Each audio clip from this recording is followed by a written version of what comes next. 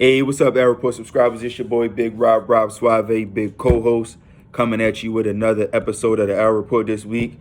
Unfortunately, the four of us couldn't get together because our schedules just ain't lined up right, and being an adult is just ghetto, as I'm sure a lot of y'all know, but that's a conversation for another day. As promised, we gonna hit y'all with videos every week, whether it be 1, 2, 3, 4, 5, or 1,000 of us be coming out with content. So with that being said, I'm gonna drop this. This is my prediction for superlatives in honor of the NFL honors this weekend and my Super Bowl pick. Not my normal top 5. I don't know if I'm gonna bring that back this off season or next season, but stay tuned on that. So anyway, with that being said, my pick for MVP, QB 12, not in Tampa, but in Green Bay, Mr. A-Rod Aaron Rodgers. Aaron Rodgers balled all year for 16 games. 2 years in a row of 13 wins with only one real receiver on the team. And this year, he just now thrown to a first-round pick, which is Tavon, which is crazy. Man been in the league since 05. Team ain't never drafted him a first-round target. 4,299 yards passing, 48 TDs, 5 picks, 3 rushing touchdowns. Like I said, 13 wins for the second year in a row, 70% completion percentage. Aaron Rodgers was just different this year. He had full control of that offense. Team had the number 1 seed. They had everything locked up by week 17. If I'm not, no, they didn't, but it was close. But anyway, Aaron Rodgers had it sealed up every week. You could tell he was locked in. I mean, he had that horrible performance against Tampa, but I mean, for the most part, number 12 was just a different animal this year. And 48 touchdowns and 5 picks is crazy, especially when you consider Devontae missed a game or two. Lazard, who came on strong early, missed a couple games. And, you know, Valdez-Scantling, I like him. He got potential. He was inconsistent. Tanyan is cool. He was a touchdown machine for a little while, but he inconsistent too. So all he really had was Devontae. They drafted Jordan Love in the first round and A.J. Dillon right after that. Didn't really contribute. So Aaron Rodgers just said, okay, watch this. Went out there and showed out. And now he's my pick for MVP. Offensive Player of the Year, Mr. DH2K, Derrick Henry. Guy, another one, balled all year, ran hard all year, 2,000-yard rusher, 2,027 to be exact, 17 touchdowns. He had 10 games of over 100 rushing yards and 2 games of over 200 rushing yards. Derrick Henry just built different. He just different. Like, ain't no other way to describe the man. Like, he runs hard, and then it's like, the more you think you breaking him down as the game goes on, it's the opposite. The more he breaking you down, because he gets better as the game goes on. As them carries increase, his yards increase. And then these colder months, I feel sorry for anybody that's got to tackle him because I know it hurt. Last year, he ran for over 1,500 yards and had a lot of carries. I didn't think he'd be able to do this. I thought he would have a down year just because of that wear and tear, and they really ran him last year. But to go from 1,500 plus to 2,000 plus, that's impressive. Derrick Henry, my Offensive Player of the Year. Defensive Player of the Year, I'm going to throw a curveball at you. No, it's not Aaron Donald.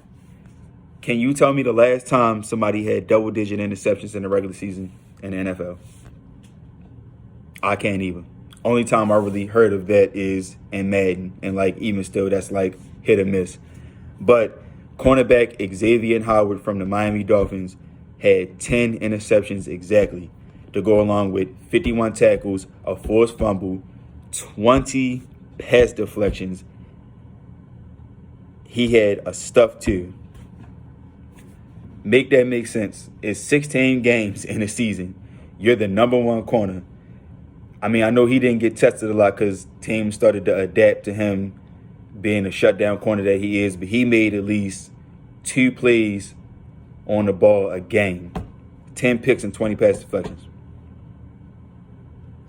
This guy's an absolute ball hog. Him and Byron Jones form a real strong tandem at corner in Miami, but everybody knows the alpha dog of them two is Xavier Howard. He ain't just batting the ball, he catching it too. He had a nice one-hander against Tyreek Hill, and he just matches up with the best receiver every week and gives him all these guys, and it's usually a victory on his end. 53 passer rating allowed, second highest graded corner on third down in 16 games.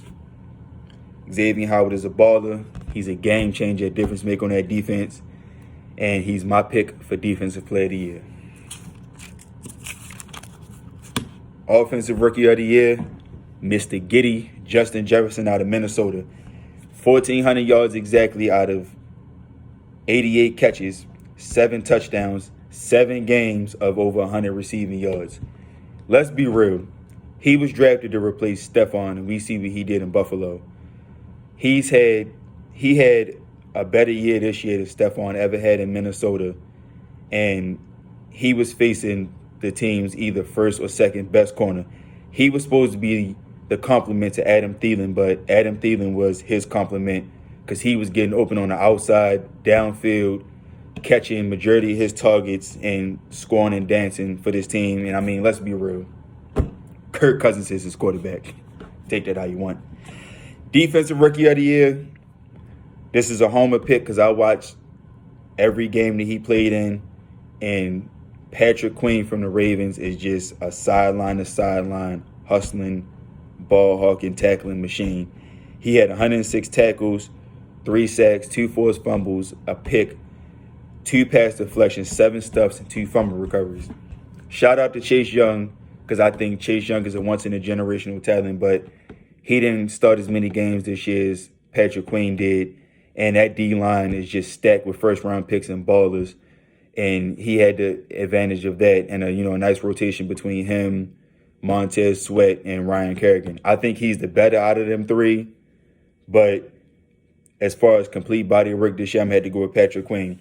He was sideline to sideline, flew around like his head was on fire. You know how they say play at 100 miles an hour? He did, and he made mistakes at 100 miles an hour. He made plays at 100 miles an hour. No matter what, he always played fast and hard. And he's my pick for Defensive Rookie of the Year. Comeback Player of the Year. I'm had to go with Alex Smith. No question. I mean, just the simple fact that the man was able to suit up again. Like, I don't know if y'all seen his ESPN documentary, but go watch it. Like, the man almost died. Like, literally, legit, almost died.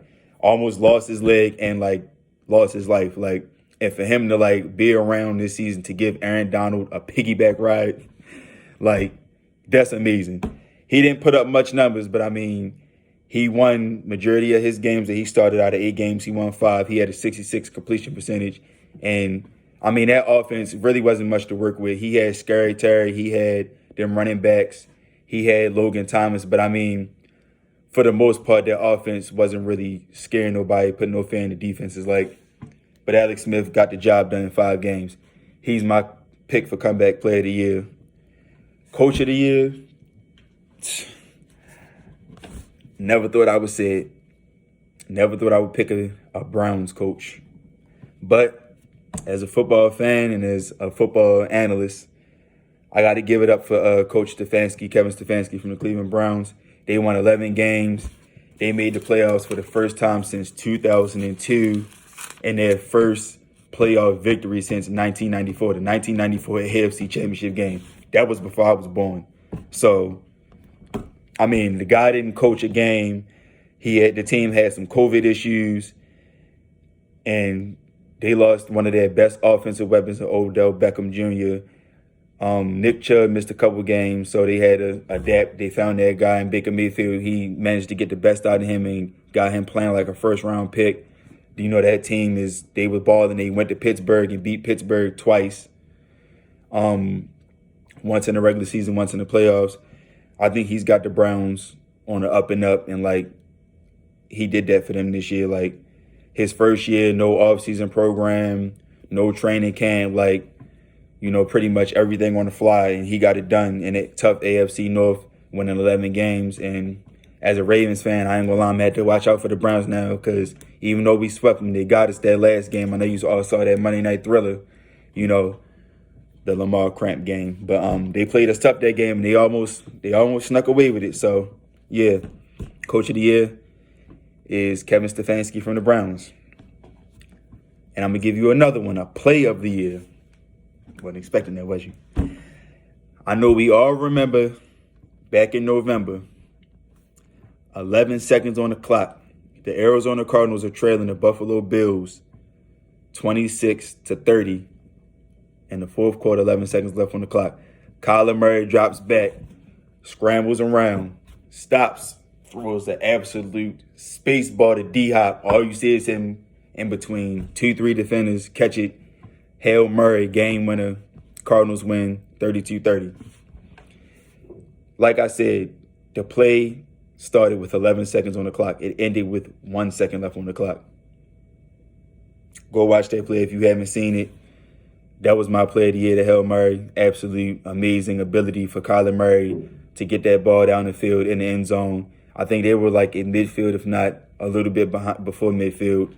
And Kyler Murray managed to get it to the end zone. And D-Hop just, that man is just different too. Like, to locate that ball and to snatch it and like come down with it and hold on to it to win the game. That's my play of the year. Cardinals ended up winning 32-30. Now, my Super Bowl pick, which I've been on the fences about, because this is literally a game where the irresistible force meets the immovable object. You got the younger GOAT versus the older GOAT. Patrick Mahomes is 3-0 against my team, the Ravens. Every time we play him, I have hope that we can do something to shut him down, contain him, get him to slip or whatever. And every time I've been disappointed.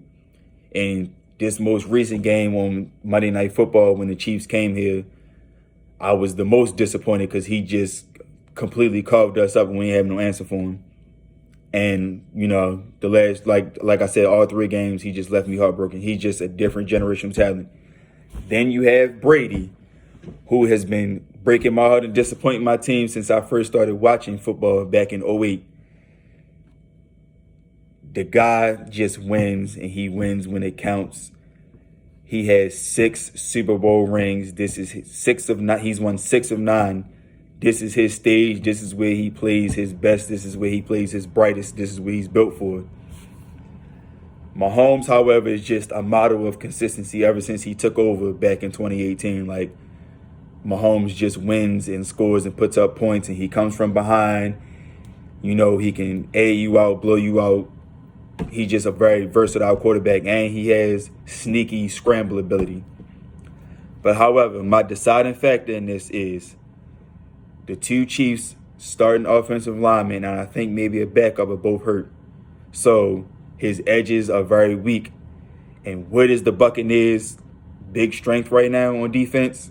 Them edge rushers, JPP and Shaq Barrett.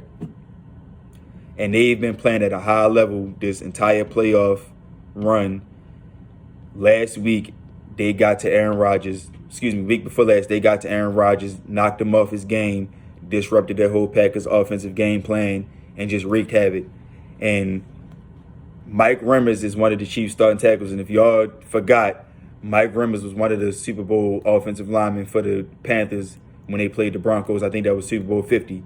And Shaq Barrett was on that team. He didn't get as much playing time as he's getting now, but he's seeing his teammates Von Miller and DeMarcus Ware cause havoc on Cam and really take that game over. And Von Miller even won Super Bowl MVP. Michael or Mike Remmers ain't had no answers for them. They literally had them on skates, falling all over the place. It was bad. I felt bad for them. So with that being said, along with Vita Vea and Ndamukong Suh, who are also playing just different. Vita Vea is fresh. He just came off injury. But last week, he was disruptive as well. That rush up the middle. I just think that's just going to be the deciding factor in the Buccaneers winning this game 27-20. I think the Chiefs still going to put points up because that's just the Chiefs. They're going to score. But when it comes down to it, I don't think the Chiefs defense have enough to keep up with the Buccaneers offense. They just got too much firepower out at wide, at tight end, and in the backfield. And Brady, like I said, this is just the game he was built for. The Super Bowl is just where he shines brightest. He has a playoff record for most passing yards in this. He has the Super Bowl record, for most passing yards in the Super Bowl, and that was in a loss. So, like I said, Buccaneers going to take this one 27-20. That's my official Super Bowl prediction. I think, like I said, the edge rushers are just going to cause too much problems for the Chiefs. And Brady going to get chip number 7. Crazy, I know. But anyway, That's it for my superlative and Super Bowl predictions. Let me know what you think in the comments. Tag me, whatever. Also, like, subscribe, comment, share everything on the page. And we'll see y'all next time. Be safe and wear your mask.